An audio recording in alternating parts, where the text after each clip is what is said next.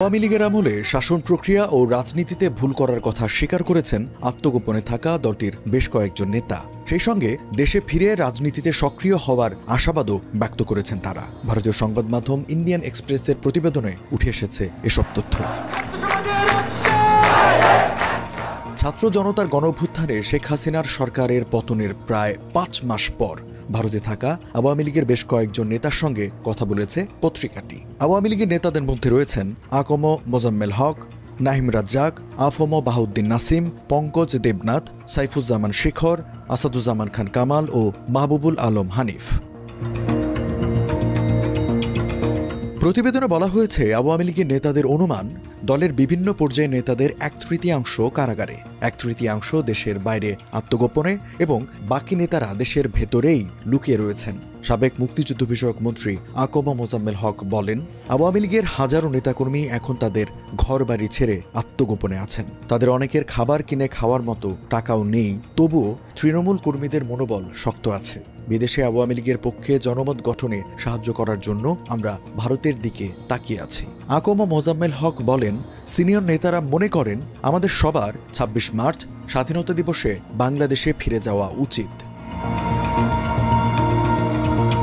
আওয়ামী লীগের সাবেক সংসদ সদস্য নাহিম রাজ্জাক বলেন, আওয়ামী লীগ নেতাদের প্রায় সবার জামিনের আবেদন প্রত্যাখ্যান করা হচ্ছে। তার মতে, আওয়ামী লীগের নেতারা ভয়াবহ এক পরিস্থিতিতে অসহায় অবস্থায় আত্মগোপনে রয়েছেন। নাহিম রাজ্জাক বলেন, এখন পর্যন্ত আমাদের কোনো বিচারিক অধিকার নেই, কেউ জামিন পাচ্ছেন না। আমরা জানি যদি দেশে ফিরে নির্বাচনের দাবি জানাই তাহলে আমাদের সবাইকে গ্রেপ্তার করে কারাগারে পাঠানো হবে। আওয়ামী লীগ আলোচনায় বসতে এবং নির্বাচন নিয়ে কথা বলতে প্রস্তুত, কিন্তু এর জন্য কোনো পরিবেশ নেই। এখনই আমাদের পক্ষে মাঠে থাকা বা রাজনীতিতে অংশগ্রহণ করা সম্ভব নয়। দলকে উজ্জীবিত করতে আওয়ামী লীগ নেতাদের মধ্যে জোরালো আলোচনা চলছে বলে জানান নাহিম রাজ্জাক। তিনি বলেন, ৩০ থেকে ৪০ জন সাবেক মন্ত্রী ও এমপি হোয়াটসঅ্যাপ গ্রুপের মাধ্যমে যুক্ত আছেন। এই গ্রুপের একজন বাহাউদ্দিন নাসিম ইন্ডিয়ান এক্সপ্রেসকে বলেন, আত্মগোপনে থেকেও তিনি বাংলাদেশের প্রায় সব জেলার নেতাকর্মীদের সঙ্গে যোগাযোগ রাখছেন। তিনি বলেন, আমি প্রতিদিন নেতাকর্মীদের থেকে ২০০ থেকে ৩০০টি কল পাই। এভাবেই আওয়ামী লীগের নেতারা কর্মীদের সঙ্গে এবং কর্মীরা জনগণের সঙ্গে যোগাযোগ রাখছেন।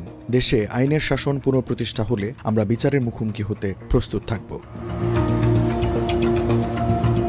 বেশ কয়েকজন নেতা দাবি করেন, ভারতে থাকাকালীনও শেখ হাসিনা হোয়াটসঅ্যাপের মাধ্যমে দলের নেতাদের সঙ্গে নিয়মিত যোগাযোগ রাখেন। এরকম কিছু গ্রুপে শেখ হাসিনা আপা নামে যুক্ত আছেন। সাবেক এমপি পঙ্কজ দেবনাথ বলেন, বাংলাদেশে থাকা নেতাকর্মীদের সঙ্গে নিয়মিত যোগাযোগ রাখেন শেখ হাসিনা। তার নিজের সঙ্গেও শেখ হাসিনার যোগাযোগ থাকার কথা জানিয়ে পঙ্কজ দেবনাথ বলেন, তিনি আওয়ামী লীগের ভবিষ্যৎ নিয়ে আশাবাদী। মোজাম্মেল হক ইন্ডিয়ান এক্সপ্রেসকে বলেন, গত আগস্টে থানা থেকে লুট হওয়া হাজার হাজার ছোট অস্ত্র উদ্ধারের কোনো চেষ্টা করা হয়নি। আমাদের সন্দেহ সমুদ্রপথে আরও অস্ত্র বাংলাদেশে আসছে।